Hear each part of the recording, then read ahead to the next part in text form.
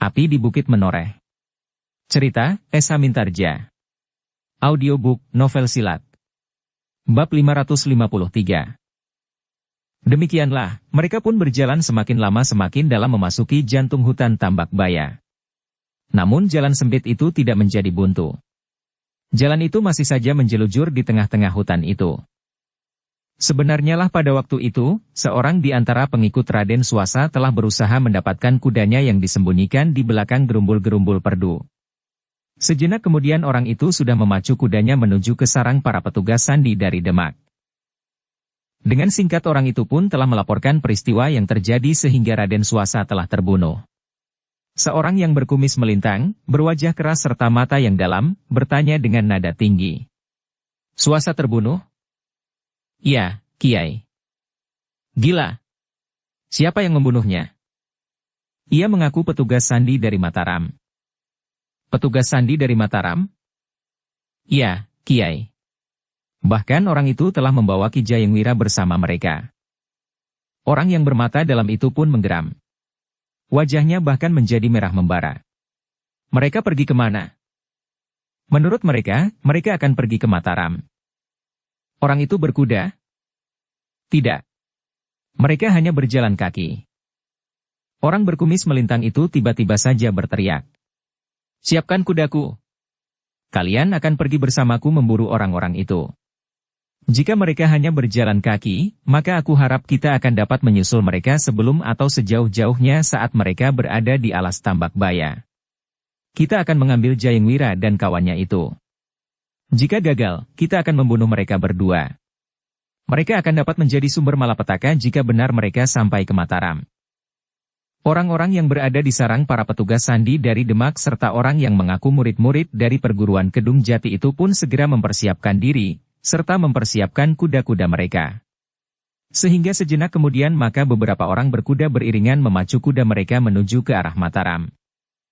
Iring-iringan orang berkuda itu sempat menarik perhatian orang-orang yang melewati jalan menuju ke alas Tambak Baya itu. Namun mereka tidak sempat mendapatkan keterangan tentang mereka.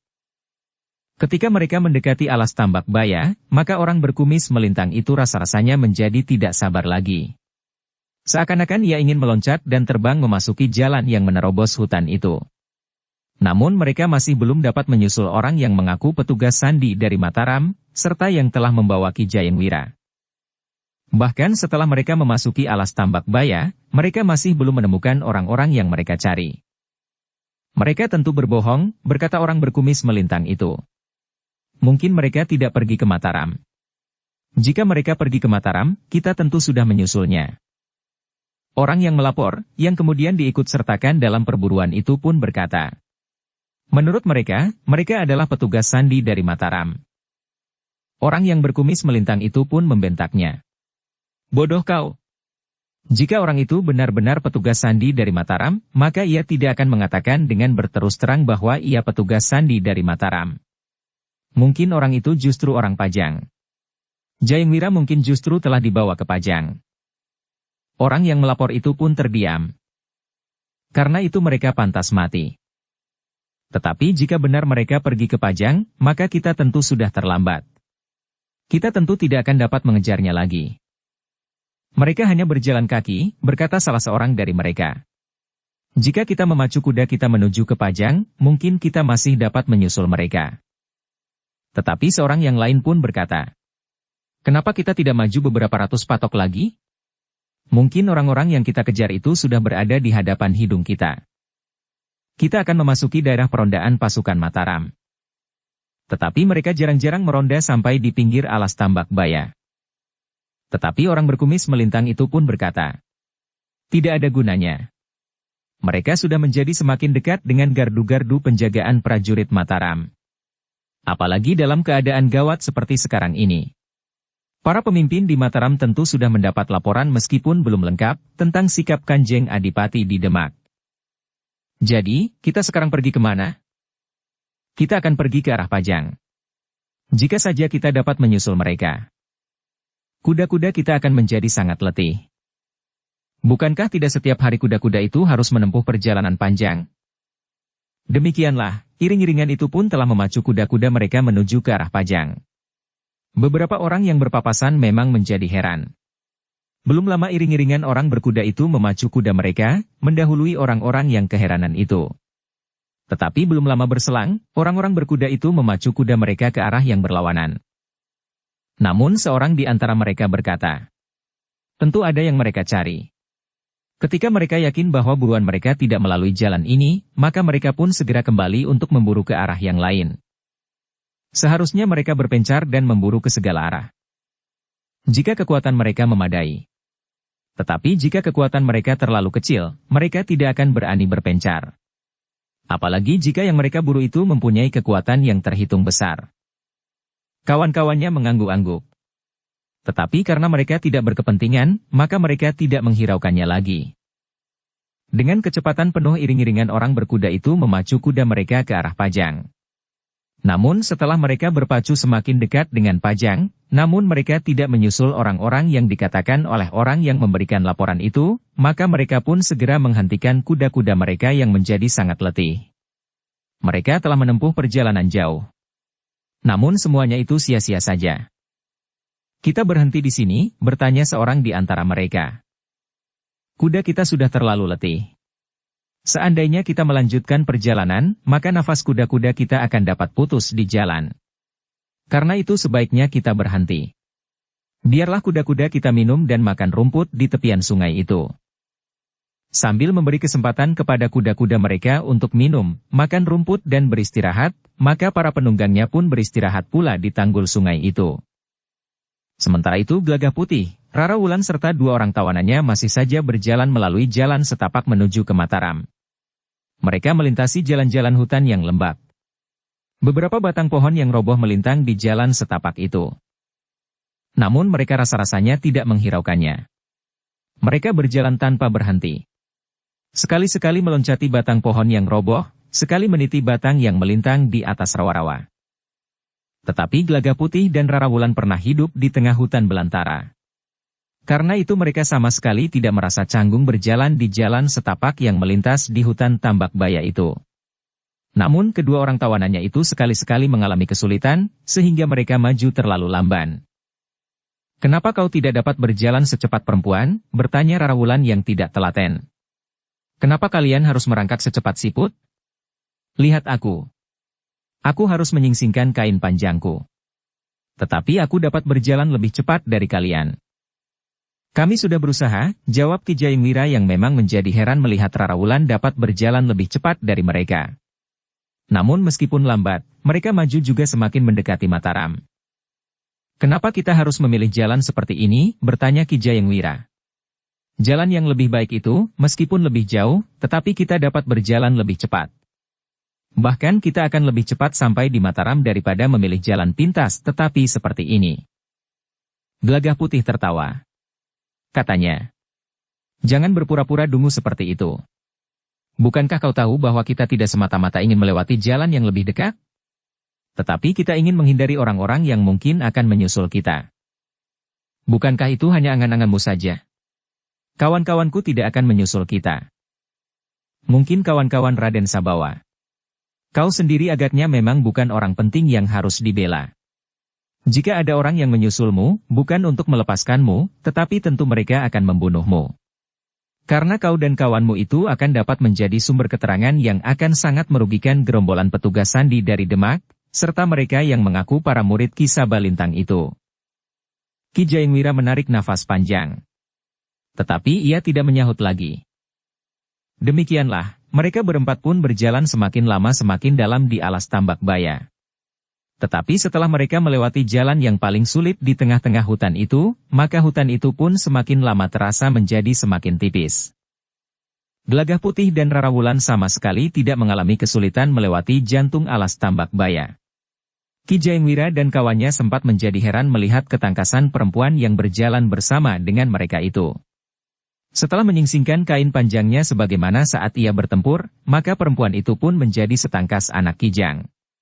Tetapi juga seterampil seekor kera di pepohonan.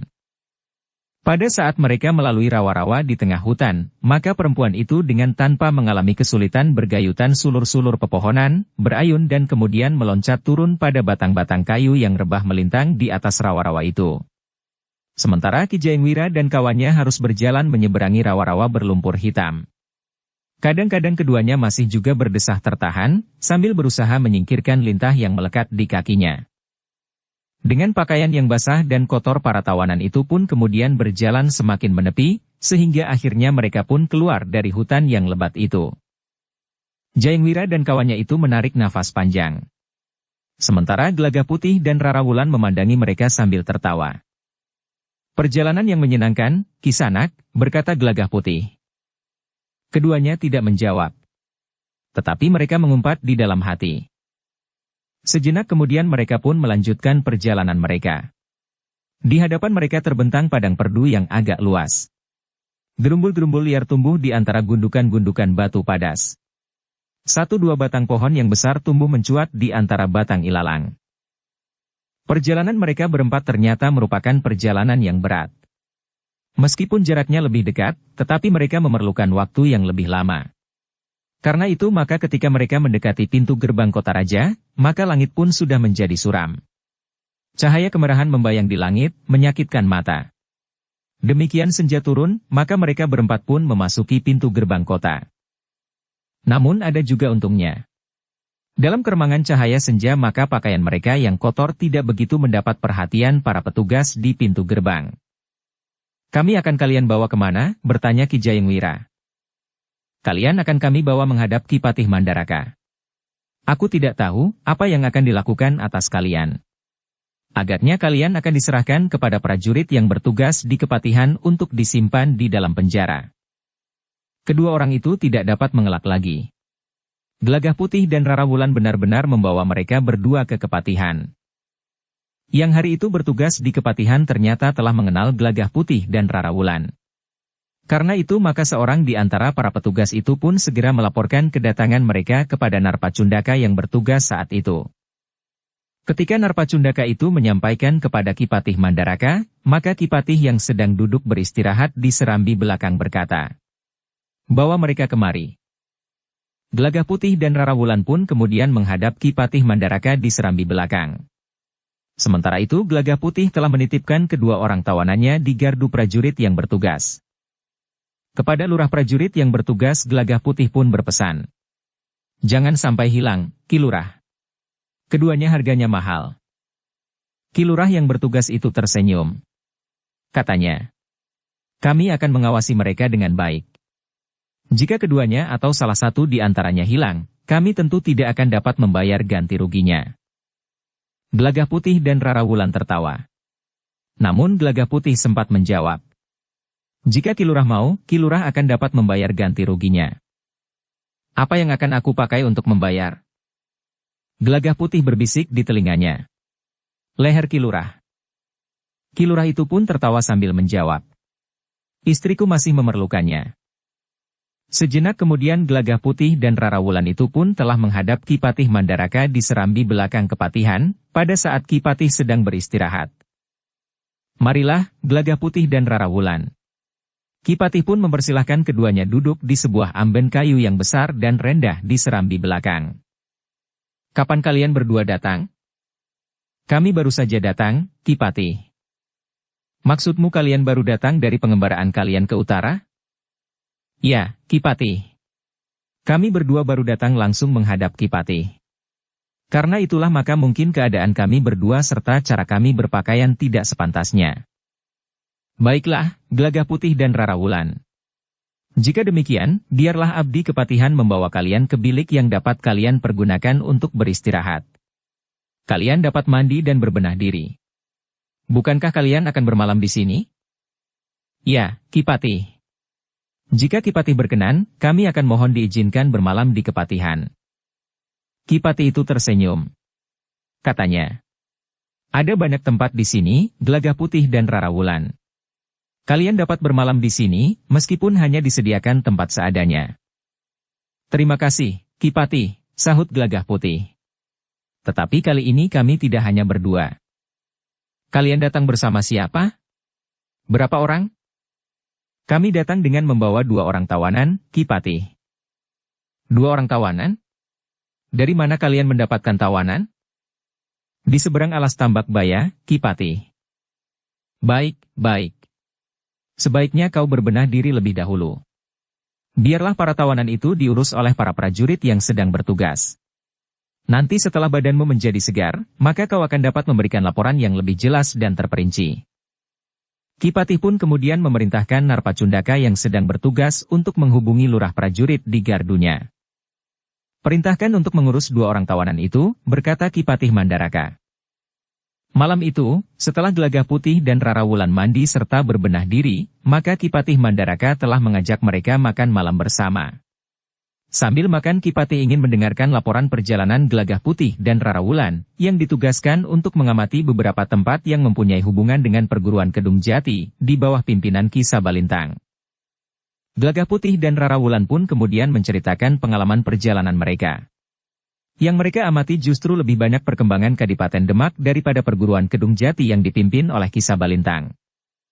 Ki Patih Mandaraka menarik nafas panjang. Dengan nada dalam Ki Patih Mandaraka itu pun berkata, "Jadi menurut penglihatan kalian berdua, Demak benar-benar akan memberontak melawan Mataram?" "Ya, Ki Patih. Kami berdua melihat perkembangan kesiapan Kanjeng Adipati di Demak yang dapat membahayakan Mataram. Kanjeng Adipati dipajang yang dengan tergesa-gesa berusaha mengusir kekuatan Demak di Sima, hampir saja mengalami bencana. Ya, sebenarnya Mataram memang sudah mendapatkan beberapa laporan tentang tingkah laku Kanjeng Adipati Demak. Tetapi aku memang menunggu kedatanganmu, Gelagah Putih dan Rara Wulan. Aku sudah mengira bahwa kalian berdua tentu akan mengamati perkembangan Demak pula. Apakah Pajang telah memberikan laporan?" "Sudah. Tetapi Pajang agaknya masih malu-malu mengakui kekalahannya di Sima. Mungkin laporan itu baru akan sampai hari ini atau besok pagi, Ki Patih. Yang sudah dilaporkan tentu baru pengamatan para petugas sandinya di Sima. Tetapi Pajang tentu sedang menyusun laporan tentang usahanya untuk mengusir kekuatan Demak dan perguruan Kedung Jati yang berada di Sima." Ki Patih Mandaraka mengangguk-angguk. Sementara itu Gelagah Putih bertanya, "Apakah seorang pejabat di Demak yang bernama Raden Yuda Tengara sudah menghadap?" "Sudah," jawab Ki Patih. "Raden Yuda Tengara telah memberikan laporan yang agak luas tentang perkembangan Ki Demak. Raden Yuda Tengara juga memberikan laporan tentang keberadaan kalian di Demak. Usaha kalian menyelamatkan Raden Yuda Tengara serta anak laki-lakinya." Gelagah Putih dan Rara Wulan mengangguk-angguk. "Gelagah Putih dan Rara Wulan, aku ingin mengajak kalian berdua besok menghadap ke istana." "Lalu bagaimana dengan kedua orang tawanan itu? Bukankah keterangan mereka juga tidak akan berbeda jauh dari keterangan kalian berdua?" "Mereka melakukan pengamatan di seberang alas Tambak Baya." Ki Patih mengangguk-angguk. "Pinggir alas Tambak Baya.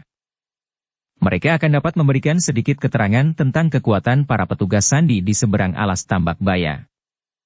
Besok pagi, sebelum kita berangkat menghadap ke istana, kita akan berbicara dengan mereka." "Ya, Ki Patih." Sementara itu Gelagah Putih dan Rara Wulan pun sempat menceritakan bahwa mereka telah melihat latihan di Demak. Latihan keprajuritan besar-besaran yang diselenggarakan di Demak itu memang menarik perhatian Ki Patih Mandaraka. Latihan besar-besaran itu tentu mengesankan bahwa Demak memang bersungguh-sungguh untuk melawan Mataram. Apalagi peristiwa yang terjadi di Sima. Bahkan Pajang telah mendahului Mataram menyerang pasukan Demak serta pasukan dari perguruan Kedung Jati yang berada di bawah kepemimpinan Ki Sabalintang. Namun ketika malam sudah menjadi semakin larut, maka Ki Patih Mandaraka itu pun berkata, "Nah, sekarang waktunya kalian untuk beristirahat. Nasinya tentu sudah turun, sementara kalian tentu merasa letih. Tidurlah. Besok pagi kita menghadap Panembahan Hanyakrawati." "Kanjeng Sultan, maksud Ki Patih?" "Ya. Tetapi Kanjeng Sultan sendiri menyebut dirinya Panembahan Hanyakrawati." Menjelang tengah malam, Gelagah Putih dan Rara Wulan telah berada di dalam bilik yang bersih dan agak luas di dalam kepatihan. Mereka merasa tenang dan tidak merasa dibayangi oleh keraguan. Karena itu maka keduanya tidak merasa perlu untuk tidur bergantian. Pagi-pagi sekali keduanya telah terbangun. Mereka pun segera berbenah diri menghadapi hari baru yang akan segera datang. Namun ternyata Ki Patih Mandaraka pun telah terbangun pula. Sebelum matahari naik, Ki Patih Mandaraka telah mengajak Gelagah Putih dan Rara Wulan untuk makan pagi. Mereka pun segera bersiap untuk pergi ke istana menghadap Panembahan Hanyakrawati. Meskipun bukan waktu pasowanan, namun Panembahan Hanyakrawati pun telah menerima Ki Patih Mandaraka untuk menghadap, bersama Gelagah Putih dan Rara Wulan. Bahkan Pangeran Purbaya pun berada di istana pula. "Apakah ada kabar yang penting, Eyang?" bertanya Panembahan Hanyakrawati. "Panembahan, kedua orang ini baru pulang dari Demak. Banyak hal yang telah didengar dan dilihat. Karena itu maka aku ajak mereka menghadap, agar mereka dapat melaporkan hasil perjalanan mereka. Sementara itu keduanya juga membawa 2 orang tawanan yang dapat mereka tangkap di seberang alas Tambak Baya.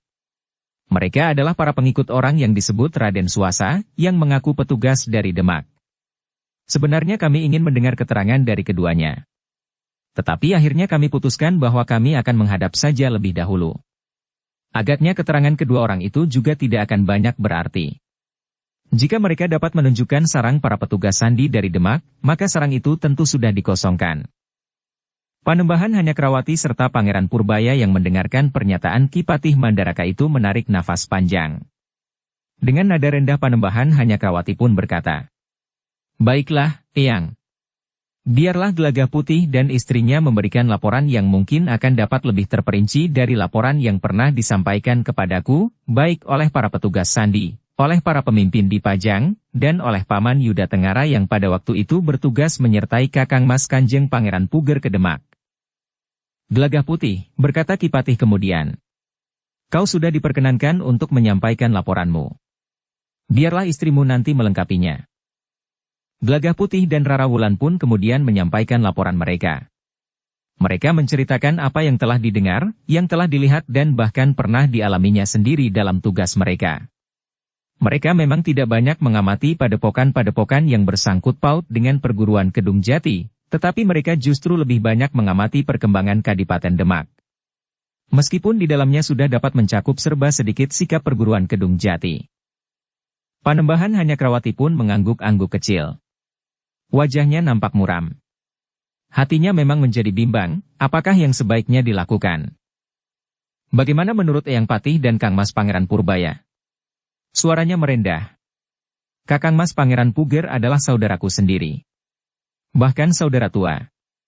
Jika aku harus menghadapi orang lain, maka sikapku akan dapat lebih jelas." "Kami dapat mengerti kebimbangan Cucunda Panembahan," sahut Ki Patih Mandaraka. "Tetapi bagaimanapun juga Mataram tidak akan dapat membiarkannya. Kita semuanya memang bersedih melihat kenyataan ini.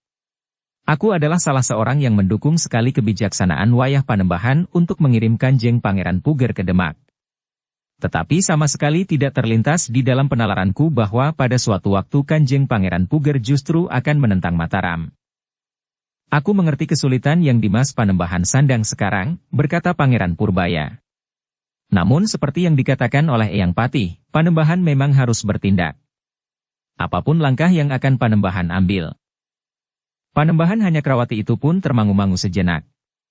Namun kemudian ia pun berkata, "Baiklah, Eyang. Langkah pertama yang akan aku ambil, aku akan mengirimkan utusan ke Demak.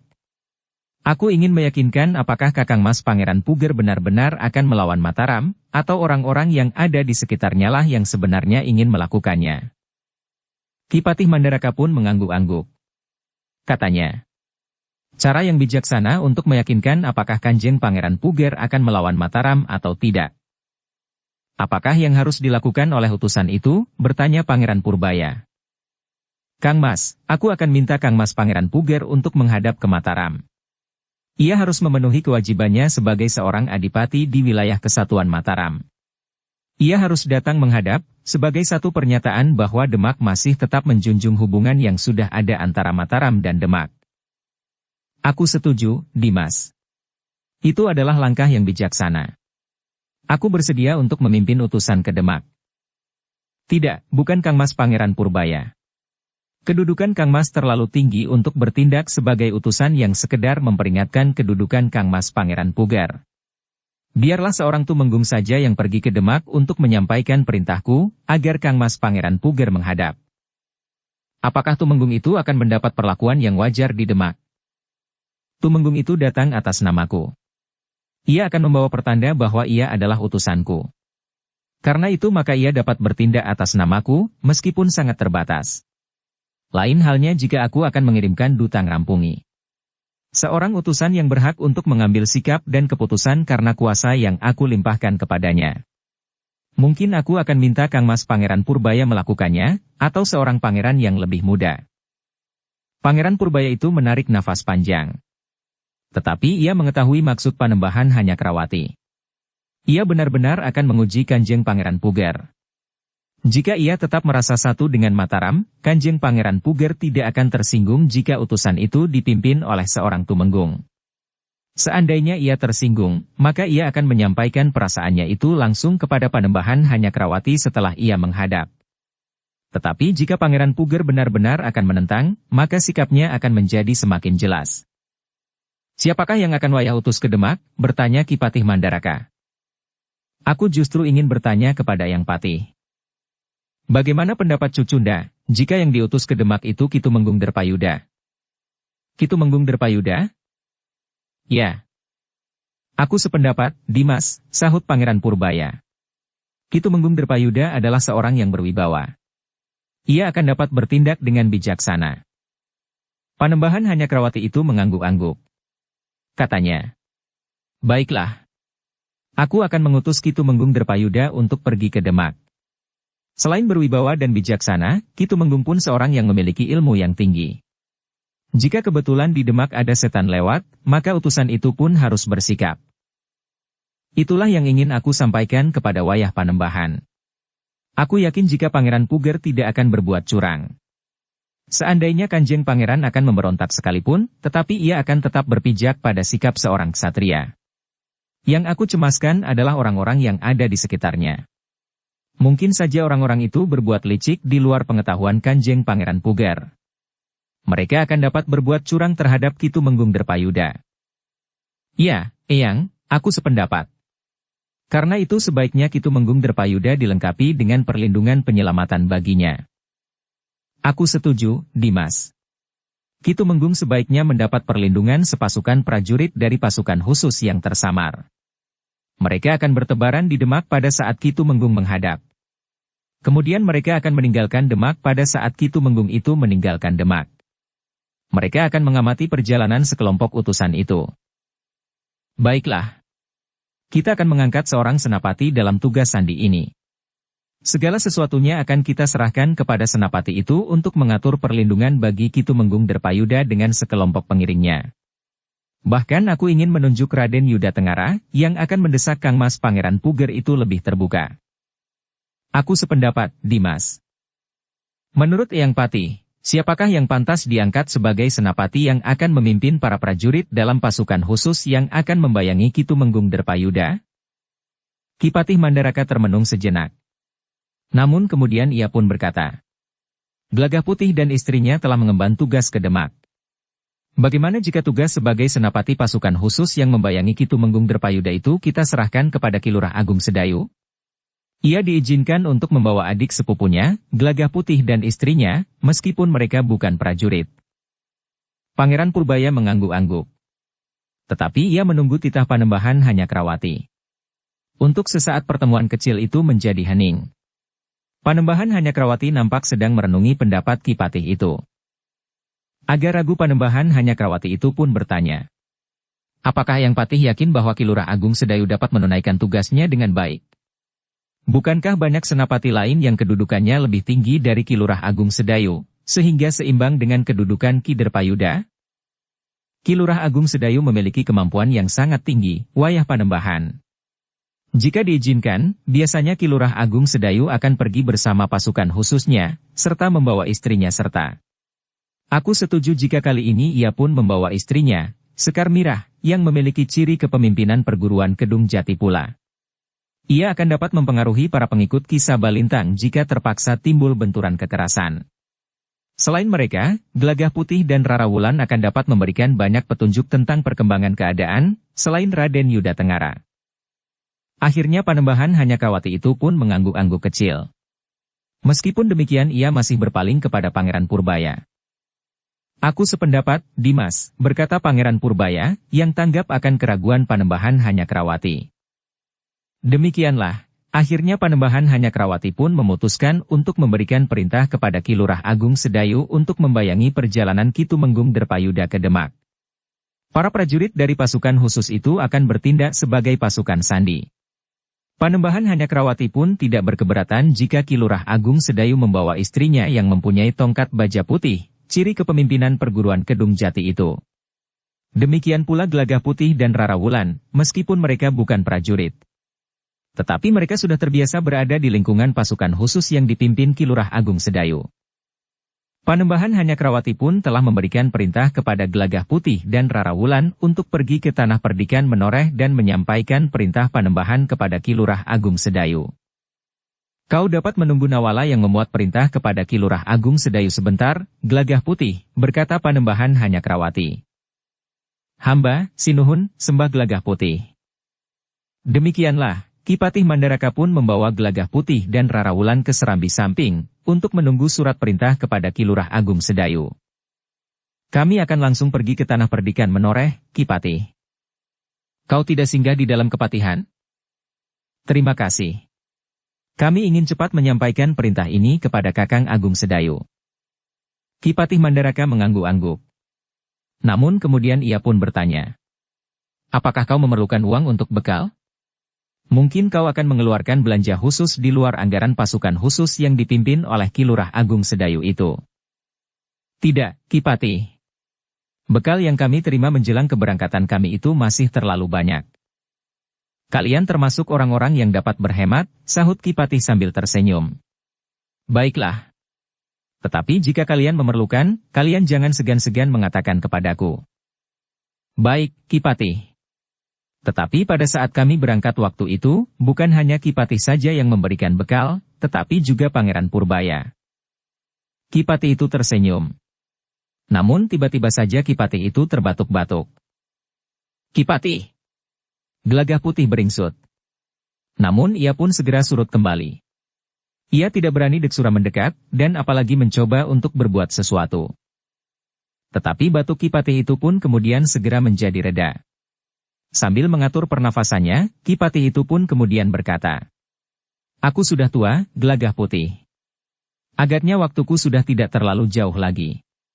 Karena itu, sebenarnya ada sesuatu yang ingin aku katakan kepadamu. Jika kau sabar sampai besok, maka aku berharap kau singgah di dalam kepatihan.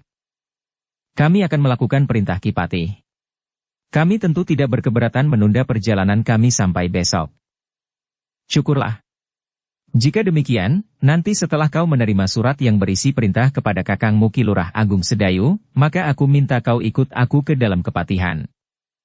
Baik, Ki Patih.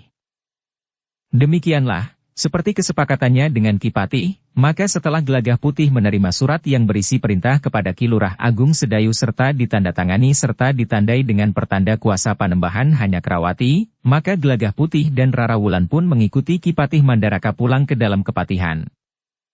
Sementara itu seorang lurah prajurit telah mendapat perintah untuk memanggil Ki Tumenggung Derpayuda menghadap langsung Panembahan Hanyakrawati dan Pangeran Purbaya. Panembahan kemudian telah memberikan perintah-perintah kepada Ki Tumenggung Derpayuda dengan segala perinciannya. Besok lusa Ki Lurah Agung Sedayu akan datang ke Mataram bersama sepasukan prajurit dari pasukan khusus yang akan mengemban tugas sandi, membayangi perjalanan Ki Tumenggung Derpayuda. Ki Tumenggung lusa akan dapat berbicara langsung dengan Ki Lurah Agung Sedayu. Ki Tumenggung Derpayuda itu pun menyembah sambil menjawab. Hamba menjunjung segala titah sinuhun. Baiklah, Ki Tumenggung. Sementara menunggu Ki Lurah Agung Sedayu serta pasukan sandinya, Ki Tumenggung dapat menyusun kelompok yang akan pergi ke Demak. Sebaiknya tidak terlalu banyak. Tidak lebih dari 5 orang. Seorang di antaranya adalah Paman Yuda Tengara, yang pergi ke Demak bersama Kakang Mas Pangeran Puger pada waktu itu. Namun agaknya Paman Yuda Tengara tidak dapat mengikuti jalan pikiran Kakang Mas Pangeran Puger, yang dikendalikan oleh orang-orang yang ada di sekitarnya. Di antaranya adalah orang-orang dari perguruan Kedung Jati di bawah pimpinan Ki Sabalintang. Hamba, sinuhun. Hari ini hamba akan menemui beberapa orang yang akan hamba minta menyertai hamba pergi ke Demak. Hamba pun akan menemui Raden Yuda Tengara. Hamba dengar Raden Yuda Tengara mempunyai beberapa keterangan tentang Demak. Ya. Bukankah Paman Yuda Tengara sudah berada di Demak untuk beberapa lama? Hamba, sinuhun. Nah, besok pagi Ki Tumenggung aku minta menghadap Kakang Mas Pangeran Purbaya bersama orang-orang yang akan pergi bersama Ki Tumenggung. Jika segala sesuatunya sudah selesai, maka Ki Tumenggung masih harus menghadap Eyang Patih Mandaraka, memberikan laporan segala persiapan keberangkatan Ki Tumenggung. Sementara itu Ki Lurah Agung Sedayu sudah berada di kota raja ini pula. Demikianlah, setelah tuntas segala perintah Panembahan Hanyakrawati, maka Ki Tumenggung Derpayuda pun minta diri untuk menemui beberapa orang yang menurut pendapatnya pantas untuk diajak pergi ke Demak.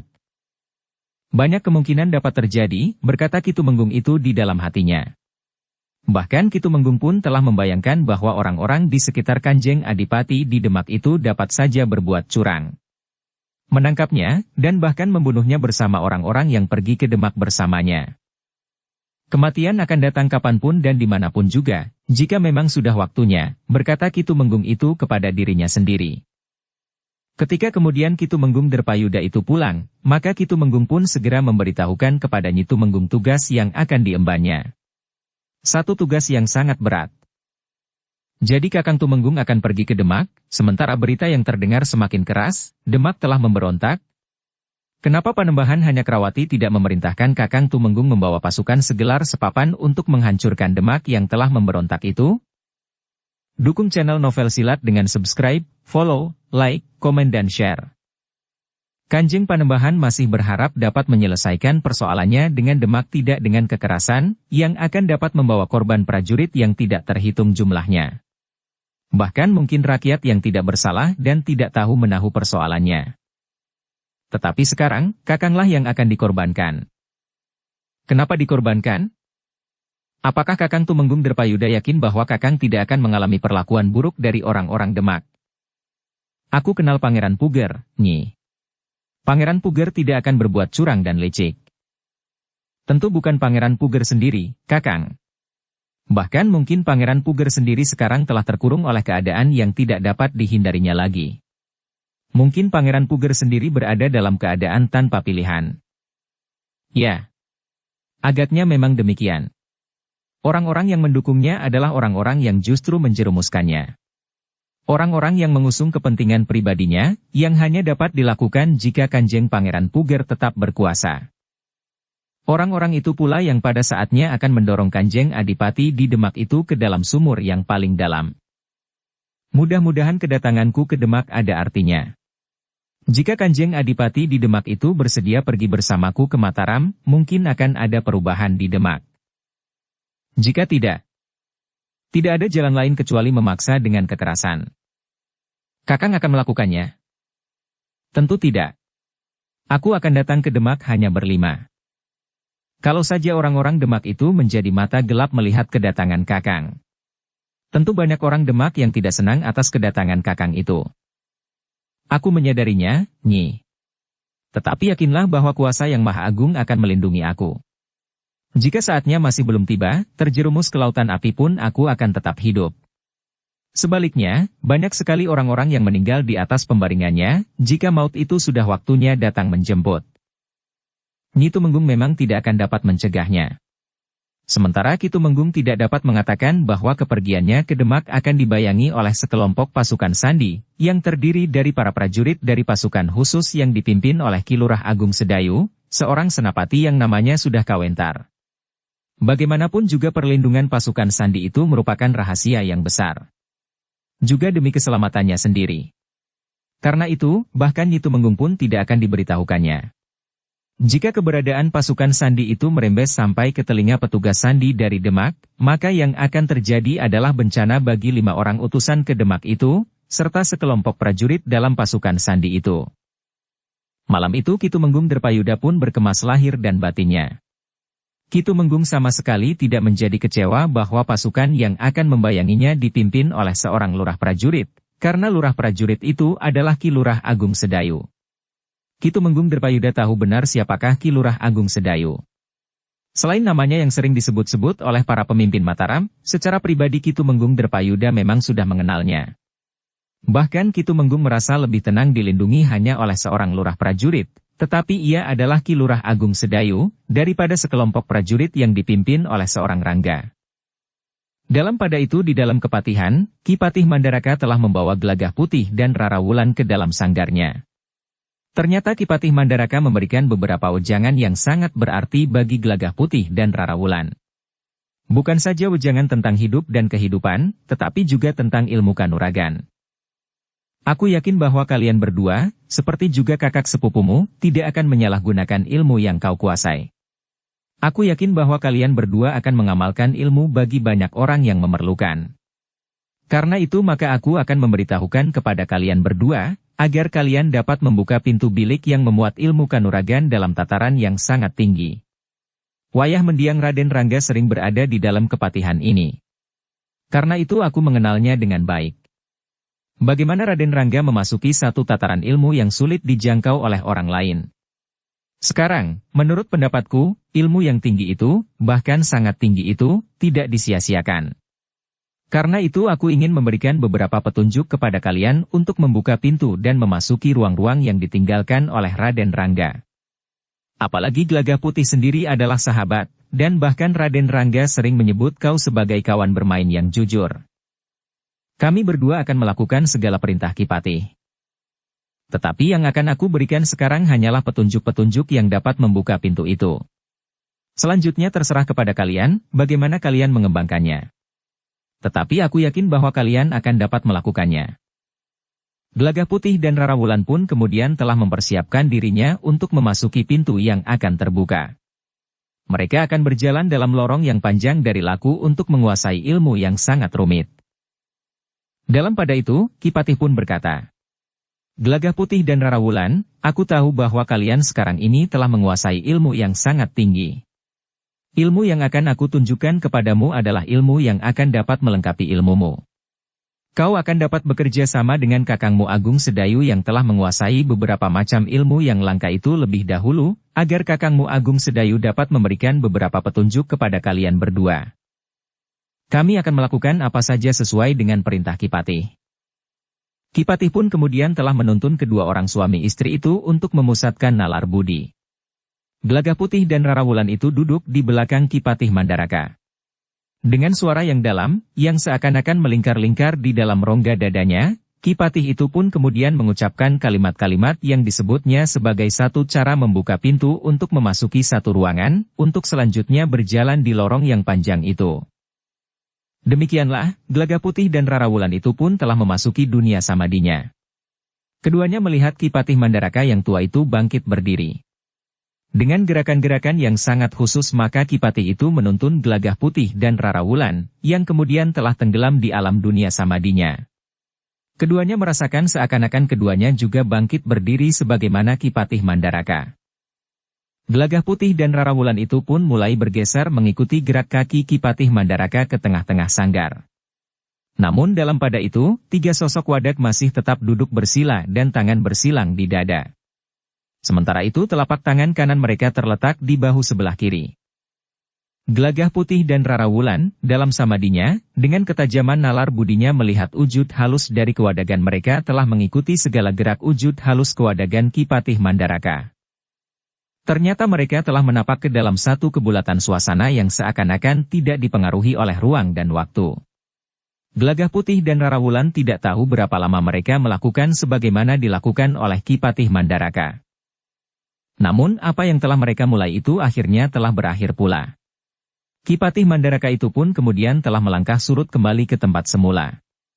Wujud halus kewadagannya yang hadir dalam pemusatan nalar budi yang bulat dari Gelagah Putih dan Rara Wulan yang mendapat tuntunan dari Ki Patih itu pun telah menyatu kembali dengan wujud kewadagan kasarnya.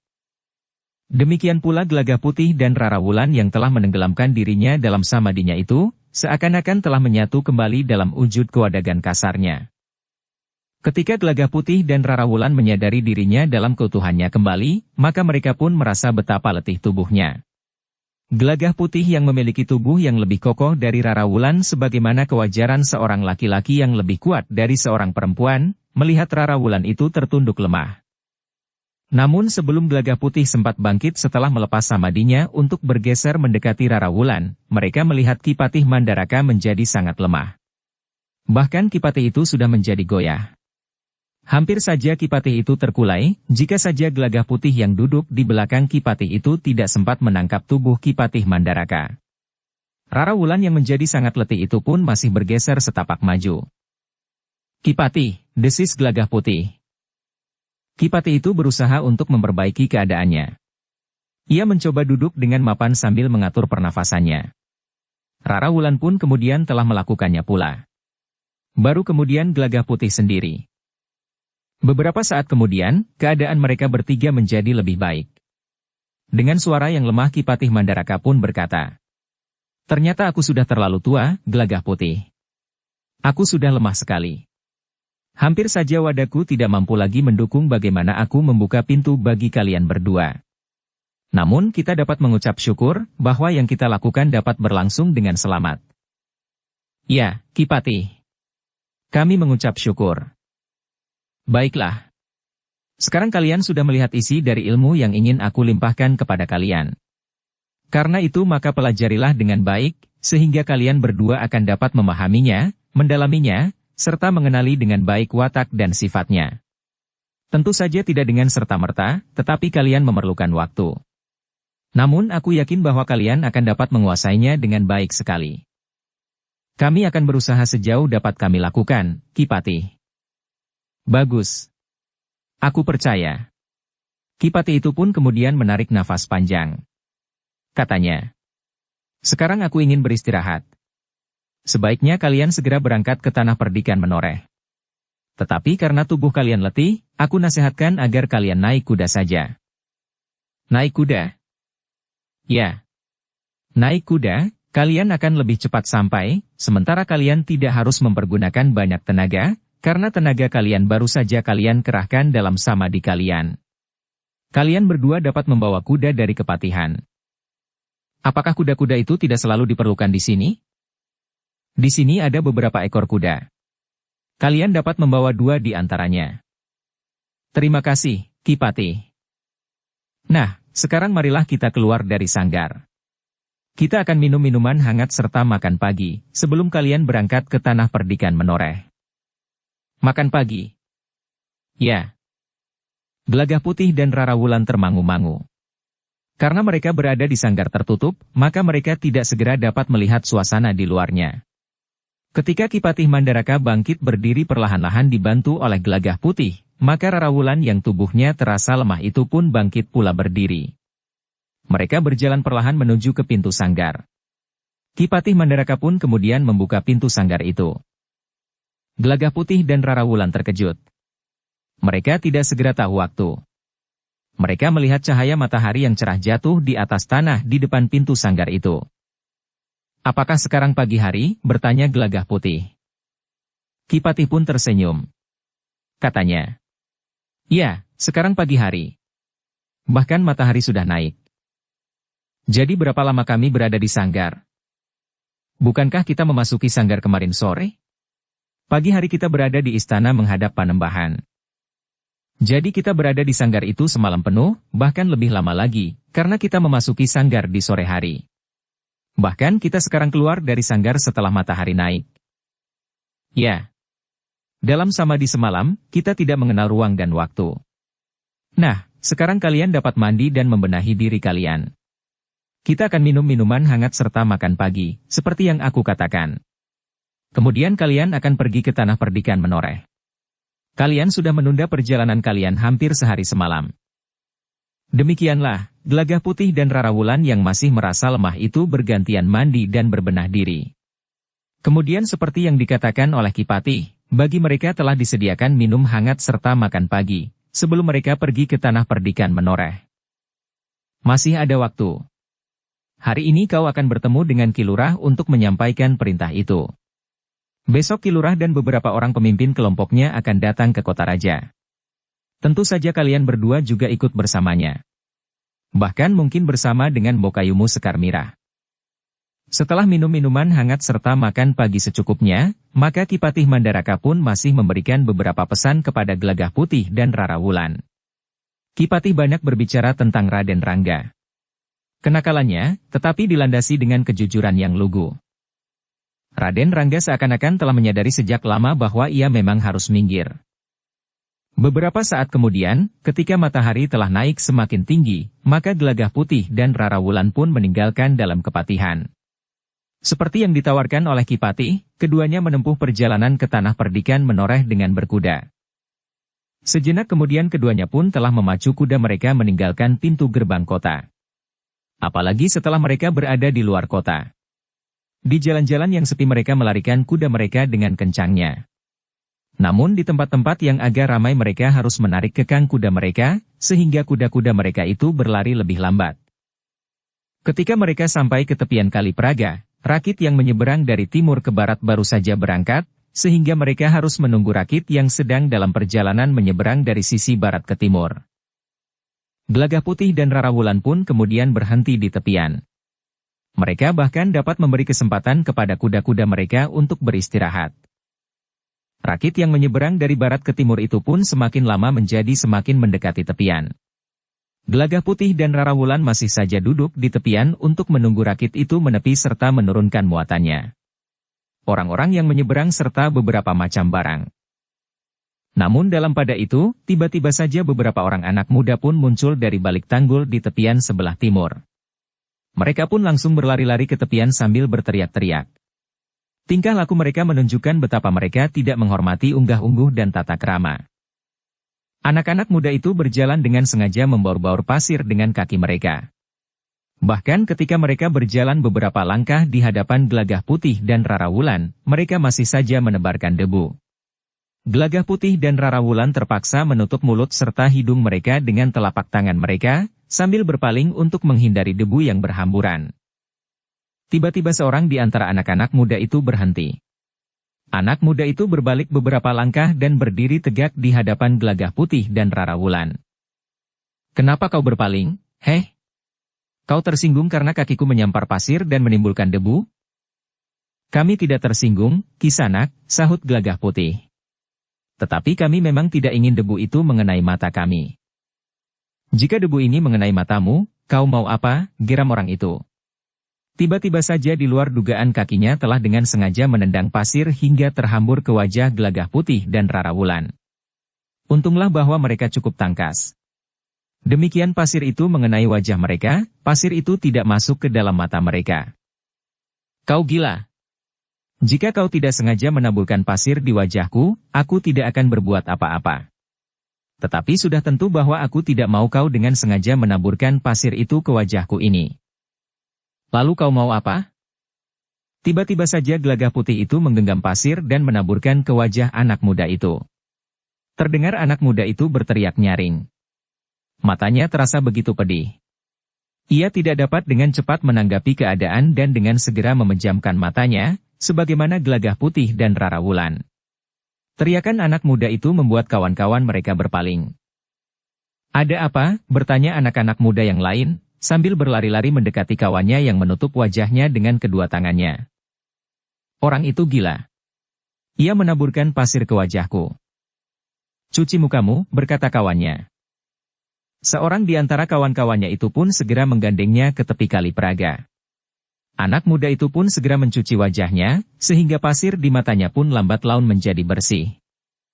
Kemarahan anak muda itu bagaikan membakar ubun-ubunnya. Ia pun segera melangkah mendekati Gelagah Putih dan Rara Wulan. Dengan geram anak muda itu pun berkata, "Kenapa kau menaburkan pasir itu ke mataku?" "Akulah yang seharusnya bertanya lebih dahulu," sahut Gelagah Putih. Gelagah Putih yang sedang dibayangi oleh tugasnya yang berat itu menjadi tidak sesabar biasanya. "Persetan," geram anak muda itu. "Aku akan meremas wajahmu, dan tidak saja menaburkan pasir ke wajahmu, tetapi aku akan menjejalkan pasir itu ke mata dan mulutmu." "Anak muda," berkata Gelagah Putih. "Aku sedang tidak sempat bermain-main. Karena itu jangan sentuh aku, sebelum aku membuatmu pingsan." "Kau anggap dirimu siapa, heh? Sehingga kau berani menantangku," geram anak muda itu. Tetapi Gelagah Putih memang agak lain dari biasanya. Biasanya ia tidak cepat menanggapi orang-orang yang melakukan kekerasan kepadanya. Tetapi saat itu, penalaran dan perasaan Gelagah Putih sedang dibalut oleh tugas-tugas pentingnya. Karena itu maka Gelagah Putih pun tiba-tiba membentak pula. "Kau sendiri menganggap dirimu siapa? sehingga kau dengan semena-mena memperlakukan orang lain. Anak muda itu memang menjadi sangat marah. Tiba-tiba saja anak muda itu menerkam Gelagah Putih dengan garangnya. Tetapi kawan-kawannya tidak ada yang tahu apa yang telah terjadi. Mereka tidak melihat jari-jari Gelagah Putih telah menyentuh beberapa simpul syaraf anak muda itu, sehingga anak muda itu seakan-akan telah tertidur nyenyak. Gelagah Putih sempat menangkap tubuhnya dan meletakkannya di atas pasir tepian. Perlakukan kawanmu ini dengan baik. Ia hanya tertidur beberapa saat. Nanti ia akan terbangun dengan sendirinya. Tetapi jika kalian perlakukan anak muda ini dengan kasar, maka ia tidak akan pernah bangun. Kawan-kawan anak muda itu saling berpandangan sejenak. Tetapi mereka pun segera menyadari bahwa mereka tidak berhadapan dengan orang kebanyakan. Karena itu, seorang yang tertua di antara mereka telah melangkah maju sambil berdesah. Kisanak, biarlah kami yang minta maaf atas keterlanjurannya. Apakah biasanya kalian memperlakukan orang lain sekasar ini? Anak muda yang tertua di antara kawan-kawannya itu termangu-mangu sejenak. Mereka memang sering mengganggu orang lain. Bahkan orang-orang yang tidak berdaya, dan yang sama sekali tidak mempunyai hubungan apa-apa dengan mereka. Anak-anak muda yang tidak tahu diri, berkata Gelagah Putih kemudian. Pada suatu saat, jika aku tidak sedang sibuk, aku akan mencari kalian. Aku akan membuat perhitungan yang lebih terperinci. Mungkin aku akan menghukum beberapa orang di antara kalian secara langsung. Kami minta maaf, Kisanak. Tetapi bagaimana dengan kawan kami ini? Sudah aku katakan, ia hanya tertidur. Biarkan saja ia tidur beberapa lama. Ia akan terbangun sendiri. Tetapi jika kau tinggal kawanmu itu atau kau perlakukan tidak baik, maka ia tidak akan pernah bangun. Ingat yang aku katakan ini. Baik, Kisanak, jawab anak muda yang tertua itu. Sementara itu rakit yang menyeberang ke arah timur pun telah menepi.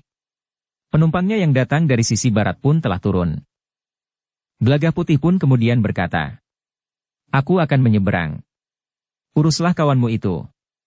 Seperti yang aku katakan, jika kelak aku mempunyai waktu luang, aku akan mencari kalian. Persoalan di antara kita masih belum selesai. Gelagah Putih tidak berkata apa-apa lagi kepada mereka. Ia pun segera memberi isyarat kepada Rarawulan untuk menuntun kuda mereka naik ke rakit yang sudah merapat di tepian. Aku akan mencari kalian. Persoalan di antara kita masih belum selesai. Beberapa orang anak muda itu memperhatikan Gelagah Putih dengan jantung yang berdebaran.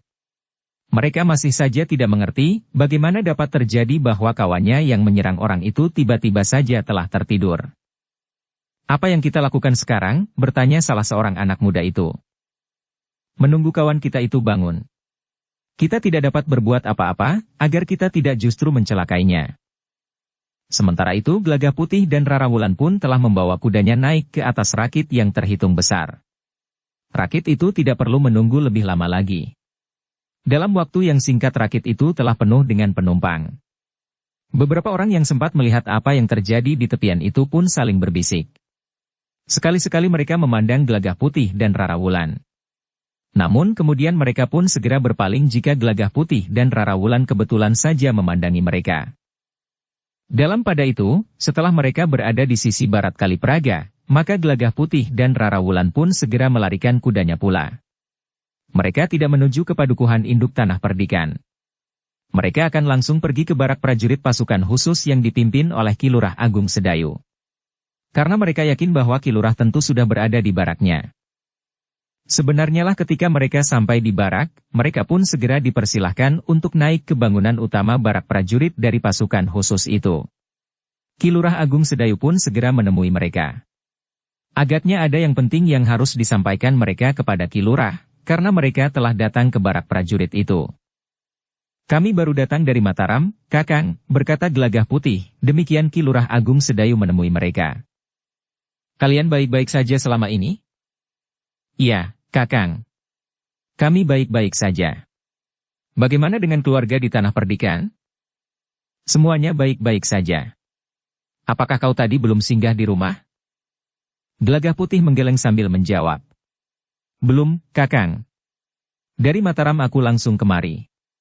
Menurut dugaanku, Kakang tentu sudah berapa di sini pada wayah seperti ini. Ki Lurah Agung Sedayu mengangguk-angguk. Katanya. Apakah kau membawa kabar yang sangat penting, sehingga kau tidak dapat menunggu sampai sore nanti? Iya, Kakang. Aku bukan saja membawa kabar, tetapi aku membawa perintah langsung dari Sinuhun di Mataram. Ki Lurah Agung Sedayu mengangguk-angguk. Sementara Gelagah Putih pun kemudian memberikan surat yang berisi perintah dari Panembahan Hanyakrawati kepada Ki Lurah Agung Sedayu, pemimpin prajurit dari pasukan khusus yang berada di Tanah Perdikan Menoreh. Demikian Ki Lurah Agung Sedayu membaca surat yang berisi perintah itu. Maka ia pun menarik nafas panjang. Dengan nada berat Ki Lurah itu pun berkata, "Satu tugas yang berat, Gelagah Putih." "Iya, Kakang." Ki Patih Mandaraka telah memberitahukan tugas apa yang harus Kakang emban itu. "Baiklah. Aku harus mempergunakan waktu yang sempit ini sebaik-baiknya. Aku hanya mempunyai kesempatan hari ini. Besok kita harus sudah berada di Mataram. Apakah Kakang akan membawa pasukan Kakang seluruhnya besok pagi?" "Tidak. Aku akan datang ke Mataram dengan para pemimpin kelompok saja lebih dahulu. Biarlah yang lain mempersiapkan segala sesuatunya di barak. Kita akan pergi ke Demak dalam tugas sandi. Tugas yang lebih berat dari tugas menghadapi musuh dalam perang gelar." "Iya, Kakang. Sekarang, kalian berdua sebaiknya mendahului pulang. Sampaikan kepada Mbokayumu Sekar Mirah, agar ia pun mempersiapkan dirinya. Meskipun hari ini Mbokayumu masih lemah, tetapi besok ia sudah akan pulih kembali." "Kenapa dengan Mbokayu?" bertanya Rara Wulan. "Apakah Mbokayu sakit?" "Tidak, Rara. Mbokayumu menuntaskan ilmunya. Dalam pekan-pekan terakhir ini Mbokayumu telah menjalani laku. Kini Mbokayumu sudah menuntaskan ilmunya yang didasari dengan ilmu dari aliran perguruan Kedung Jati. Tetapi ilmu Mbokayumu itu tidak murni. Meskipun demikian, aku kira tidak ada orang-orang yang mengaku murid dari perguruan Kedung Jati yang dapat berada pada tataran yang sama dengan Mbokayumu. Tentu saja aku tidak mengatakan bahwa Mbokayumu memiliki ilmu terbaik dalam dunia olah kanuragan. Tetapi setidak-tidaknya di antara mereka yang mengaku murid-murid dari perguruan Kedung Jati, Mbokayumu berada di tataran teratas. Ki Sabalintang pun masih harus berpikir ulang untuk berperang tanding melawan Mbokayumu." "Jadi Mbokayu sudah menuntaskan ilmunya?" "Ya." "Syukurlah. Bukankah besok Kakang akan membawa Mbokayu Sekar Mirah serta?" "Kalau diizinkan, aku akan mengajak Mbokayumu.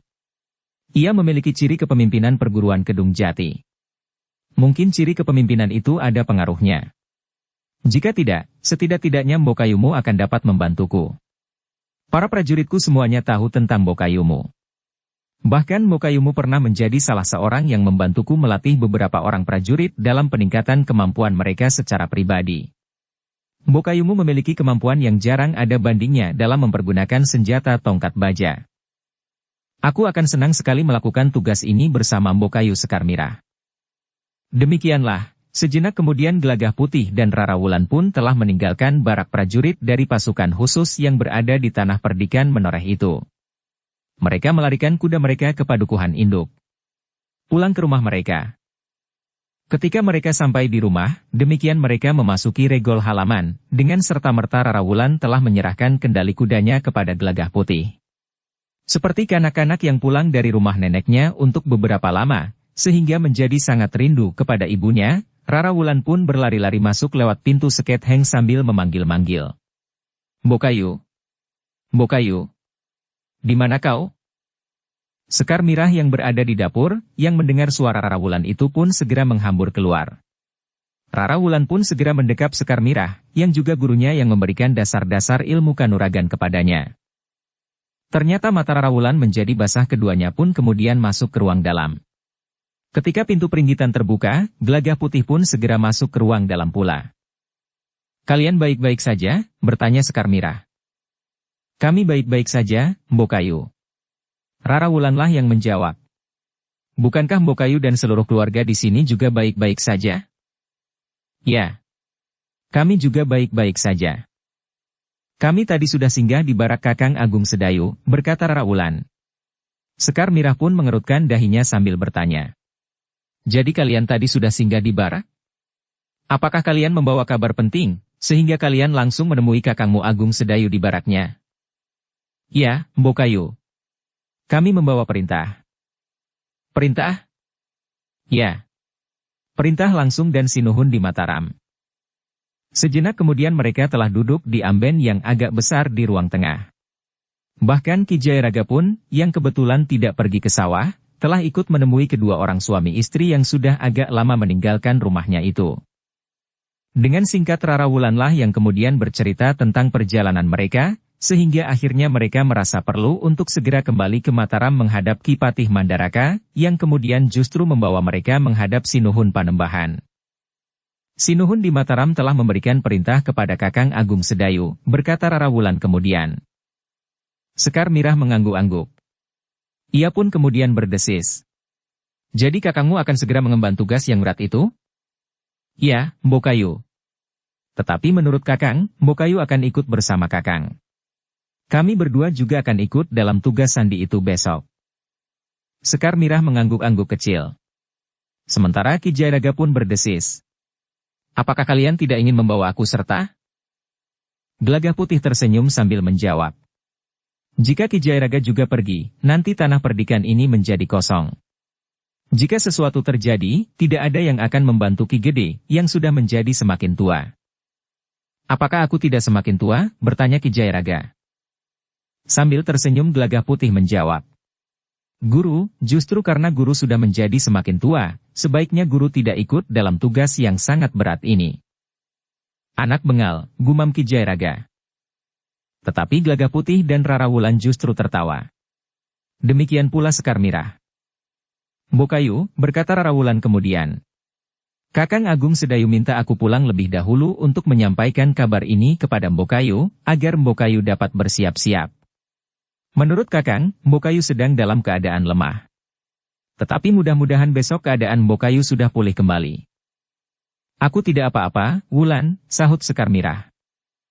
Tetapi Rara Wulan pun berkata, Mbokayu, Kakang sudah mengatakan bahwa Mbokayu baru saja menjalani laku dan berhasil menuntaskan ilmu pada tataran tertinggi dari aliran Kedung Jati, meskipun menurut Kakang sudah tidak murni lagi. Nah, kami berdua mengucapkan selamat. Kami yakin bahwa justru karena ilmu yang Mbokayu kuasai itu sudah tidak murni lagi, maka yang Mbokayu kuasai itu tentu lebih baik dari puncak ilmu aliran perguruan Kedung Jati itu sendiri. Menurut pengertian kami, ketidakmurnian dari ilmu kanuragan Mbokayu itu karena di dalamnya tentu terisi berbagai macam gerak dari ilmu yang telah dikuasai oleh Kakang Agung Sedayu, yang sangat tinggi dan sangat luas tebarannya itu. Ah, aku merasa sangat tersanjung dengan pujianmu itu, Wulan. Mudah-mudahan kau tidak kecewa jika kau melihat kenyataan yang ada padaku. Tidak, Mbokayu, sahut Rara Wulan dengan serta-merta. Demikianlah, Gelagah Putih pun kemudian telah melengkapi cerita Rara Wulan. Gelagah Putih pun telah memberitahukan bahwa besok mereka harus berada di Mataram untuk membicarakan segala sesuatunya. Yang akan berangkat ke Demak adalah Ki Tumenggung Derpayuda, Mbokayu. Ki Tumenggung Derpayuda, ulang Sekar Mirah. Tetapi Sekar Mirah masih belum mengenal orang yang bernama Ki Tumenggung Derpayuda itu. Demikianlah. Sejenak kemudian Sekar Mirah pun telah mempersilahkan Gelagah Putih dan Rara Wulan untuk beristirahat. Mungkin kalian akan pergi ke Pakiwan. Ya, Mbokayu. Ada anak nakal yang membaurkan pasir ke tubuh kami berdua. Rasa-rasanya pakaianku masih penuh dengan pasir. Gelagah Putih dan Rara Wulan pun kemudian bergantian pergi ke Pakiwan, sementara Sekar Mirah menyiapkan minuman dan makanan bagi mereka berdua. Demikian mereka selesai mandi, maka Sekar Mirah pun mempersilahkan mereka makan. Ki Jayaraga akan menemani kalian. Mbokayu sendiri? Aku belum lama makan. Aku juga, sahut Ki Jayaraga. Hanya menemani, sahut Sekar Mirah. Namun dalam pada itu, Sekar Mirah pun telah berada di dalam biliknya. Diambilnya tongkat baja putihnya dari peti kayu yang terletak di sebelah pembaringannya. Tongkat baja putihnya yang diberinya sarung kulit itu, ditariknya dan diamatinya. Seolah-olah Sekar Mirah itu sedang berbincang dengan tongkat baja putihnya itu ketika tongkatnya itu ditimangnya. Kita besok akan pergi jauh, desis Sekar Mirah. Sebenarnya lah bahwa keadaan Sekar Mirah memang sudah pulih kembali. Ketika ia selesai menjalani laku, maka tubuhnya memang terasa menjadi lemah. Tetapi keadaan itu sudah lewat. Sementara itu di baraknya, Ki Lurah Agung Sedayu pun telah mempersiapkan prajurit-prajuritnya. Ki Agung Sedayu telah memilih orang-orang terbaik yang sesuai dengan tugas yang bakal diembannya. Para prajurit dari pasukan khusus itu tidak akan menghadapi musuh langsung dalam perang gelar, tetapi Ki Lurah Agung Sedayu akan ditaburkan dalam tugas sandi, membayangi beberapa orang utusan dari Mataram yang akan menghadap Kanjeng Adipati Demak. Ki Lurah telah memerintahkan 5 orang pemimpin kelompok terbaik untuk menyertainya di keesokan harinya, menghadap Ki Patih Mandaraka di Mataram. Bahkan mungkin mereka harus menghadap langsung Panembahan Hanyakrawati atau Pangeran Purbaya. Baru setelah pasukannya tersusun, maka Ki Lurah pun bersiap-siap untuk meninggalkan barak itu. Kalian tidak akan mengenakan pakaian keprajuritan serta pertanda apapun yang nampak dari luar. Meskipun demikian, kalian tetap membawa pertanda keprajuritan kalian di bawah baju penyamaran kalian. Sementara itu, malam nanti kalian akan mempunyai kesempatan untuk mengenal wajah serta ciri-ciri dari kawan-kawan kalian. Jika kita terlibat dalam pertempuran dengan para murid dari apa yang mereka sebut perguruan Kedung Jati, maka mereka agaknya juga tidak mengenakan pakaian keprajuritan serta ciri-ciri tertentu sebagaimana seorang prajurit. Karena itu, maka jangan sampai kalian menjadi bingung, yang manakah lawan dan yang manakah kawan. Kami akan membicarakan untuk menyepakati ciri-ciri tertentu, Ki Lurah, berkata seorang pemimpin kelompok. Meskipun kami yang satu dengan yang lain sudah mengenal dengan baik karena setiap hari kami tinggal di barak yang sama, tetapi jika terjadi benturan kekerasan di malam hari, kami harus mempunyai satu pertanda khusus yang dapat dikenali, pada pakaian kami misalnya. Bagus. Adalah tugas para pemimpin kelompok untuk membicarakannya, kemudian mengeterapkannya. Beri aku laporan terperinci, agar aku dan orang-orang yang akan menyertai kita dari luar barak ini mengerti dan mengenakan ciri-ciri itu pula. Para prajurit dari pasukan khusus itu sudah menduga bahwa Ki Lurah akan membawa istrinya, Gelagah Putih dan Rara Wulan, yang sudah mereka kenal dengan baik, karena ketiganya sudah sering ikut bersama dalam tugas-tugas yang berat, meskipun mereka bukan prajurit. Menjelang senja, Ki Lurah Agung Sedayu sudah berada di rumahnya. Setelah mandi dan berbenah diri, maka Ki Lurah itu pun kemudian duduk-duduk di peringgitan bersama Sekar Mirah, Gelagah Putih, Rara Wulan dan Ki Jayaraga. Gelagah Putih dan Rara Wulan telah menceritakan pengalaman perjalanan mereka sampai ke Demak dengan lebih terperinci. Keduanya telah menceritakan tentang latihan besar-besaran yang dilakukan oleh para prajurit Demak serta para murid dari perguruan Kedung Jati di hadapan Kanjeng Adipati Demak serta Ki Sabalintang, sebagai pemimpin tertinggi perguruan Kedung Jati. Bagaimana menurut penilaian kalian tentang prajurit Demak, dibandingkan dengan prajurit Mataram? Menurut pendapatku, para prajurit Mataram masih mempunyai kelebihan, Kakang. Terutama pada kemampuan para prajurit itu secara pribadi. Ketika dilakukan sodoran, aku melihat ada banyak kelemahan, meskipun para prajurit yang hari itu dianggap terbaik dengan memenangkan lomba sodoran itu. Kemampuan mereka memanah pun tidak mengagumkan, apalagi kecepatan mereka mempersiapkan busur dan anak panah mereka.